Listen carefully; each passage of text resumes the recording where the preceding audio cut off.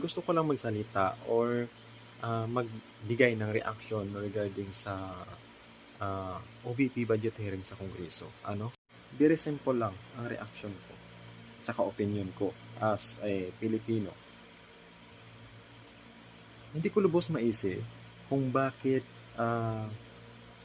itong mga Kongreso ay sobrang di ko alam kung saan yung hindi ko alam kung ano ba, hugot or personal. Pero alam mong nararamdaman ko ngayon parang sobrang gigil. Nangihinayang ako sa mga taong binoto natin, no? Umupo bilang congressman sa ating mga distrito. Especially itong politician na, alam mo yun, yung ikaw po yung may ganang magsalita, convicted ka na nga, at hindi lang yun